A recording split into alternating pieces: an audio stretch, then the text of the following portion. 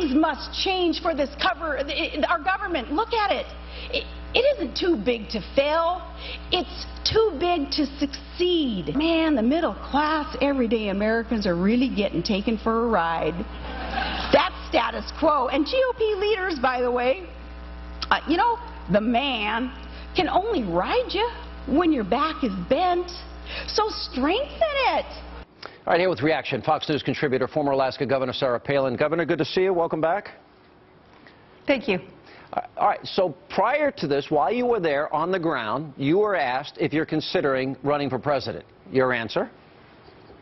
I was asked by a pesky reporter while I was promoting my Sportsman Channel show, Amazing America with Sarah Palin. I was asked if I were to be interested at all in running for office, maybe presidency, and it's certainly not newsworthy for me to have answered, oh yeah, I'm interested, yeah. Next question. I think anyone who has been blessed with an opportunity to serve the American public in different capacities and within their own state to not be interested would be not standing up to what's right and doing what's right.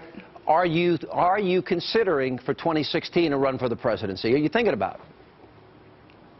Well, I, along with so many others on a deep bench, no doubt are thinking about it, but it's much too early to say whether I, and I'm sure others would answer the same way, whether they would be throwing their hat in the ring. All right, we do expect, I mean, come March, April, a lot of people are on the ground in Iowa. You were in Iowa for the speech. They're putting together campaign teams, hiring people on the ground. Are you talking to people about that? I mean, walk us through the thought process for you in terms of what it means. Well, my thought process personally, you know, near and dear to my heart, of course, obviously would be my family, and receiving their blessing to go forth is first and foremost, and of course being a Christian, putting my life in God's hands, seeking guidance and inspiration divinely as to whether to run or not is that's top of the list. But as for the practical logistical steps you take, yes, I have a small team, and of course that would expand if any decision were to be made to move forward. And in the meantime, you know, I'm going to continue to do what I'm doing, and that's helping find other candidates and other positions to get out there and do what's right for their cities, their states, for our country, because the middle class, as I said in that Iowa speech, really is getting the shaft with policies coming down from, in a lot of cases, the state level, certainly the federal level, that are hurting working class Americans. And the GOP had better find competitors who understand how to not just relate to and speak to the working class, but to implement policies that work, and that they have a track record. A lot of conservative governors have that track record, showing what those policies are and how they have implemented them, proving their mettle.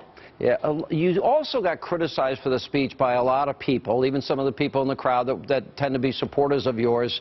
And then there was, did the teleprompter go down? Did you have trouble with the copy? Was there any moment in the speech where you had any difficulty because people have been so critical?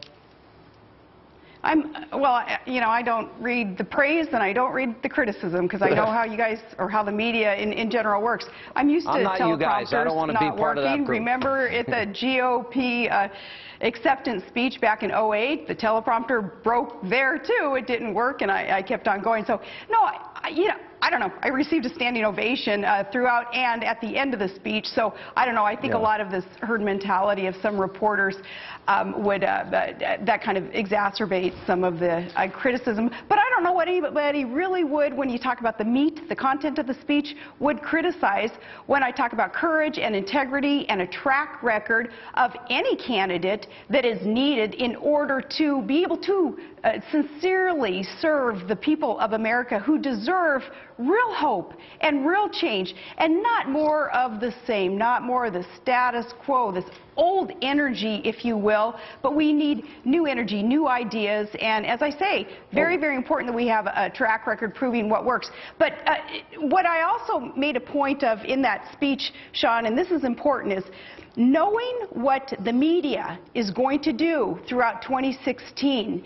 And my prediction, Hillary will be running, and she will be, you know, the knighted candidate on the left and with the media. Knowing what the media is going to do, it's going going to take more than a village to beat Hillary. There needs to be unity, understanding that we have that, conservatives have that strike against us, right off the bat, that being the media. Even there, on Fox, kind of a quasi or assumed conservative outlet, and we have all day listening to the tease of Bill O'Reilly's. He's talking about the guests on his show tonight, or the commentary on his show, and that would be, all these GOP contenders thinking about running for president, like Donald Trump, Sarah Palin, and he names them off. He says, oh, what a reality show that would be, yuck, yuck.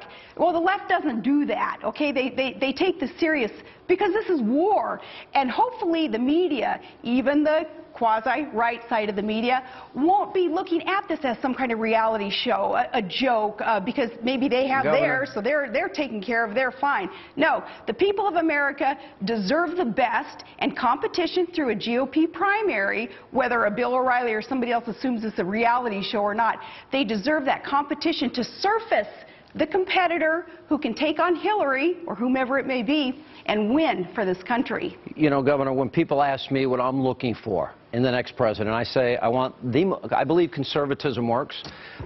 We've got nearly 50 million Americans in poverty, nearly 50 million Americans on food stamp, lowest labor participation rate, record debt and deficits.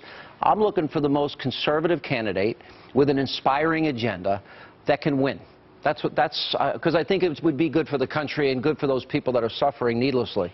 What would be? Of course, but don't forget that person needs a track record to have proven what it is that they have accomplished in the past. Have they taken on corruption, and something to match the rhetoric that you're going to hear from every candidate? So my question to you is, if you did decide to run, what would be what are the things that you would tell people? I'm looking for somebody that's going to say, I'm going to do this, this, and this. I'm going to get people out of poverty. I'm going to balance the budget. I'm going to be energy independent. I'm going to secure the borders. What's your agenda? What would be your message? Bingo. Check, check, check. Those, absolutely. We are going to drill, baby, drill. We're going to become energy independent. We're not going to scoot on over to the Saudis and ask them to develop for us to prohibit any kind of adverse effects of some future energy crisis. We're going to do it ourselves. We're going to slash the corporate income tax.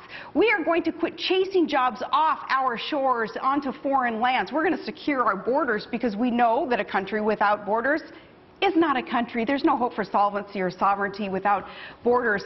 We're going to make sure that we have an education system that is in the hands locally, not a big federal level, one-size-fits-all, Common Core type of education curriculum, but locally putting the teachers and the students first, not bureaucracy. And we're going to take on crony capitalists who have utterly destroyed the middle class, because they've been the ones being able to receive these loopholes and build more loopholes in tax formulas and in favoritism from a federal budget, because they can afford the lobbyists and they can afford the lawyers to make sure that laws are written in their favor. So we're going to take on things like that corruption, and we're going to put America back on the right track, because America deserves the best. We are exceptional. We're losing that today, and we certainly need candidates who are willing to be competitors, fighters for this. To prove it. Odds you're running. I'm not going to give it any odds. I still say it's too early. It's too early. And yeah, it sounds cliche. You're going to hear the same answer from others, I'm sure, but it really is too early. All right, Governor, thanks for being with us. Appreciate it.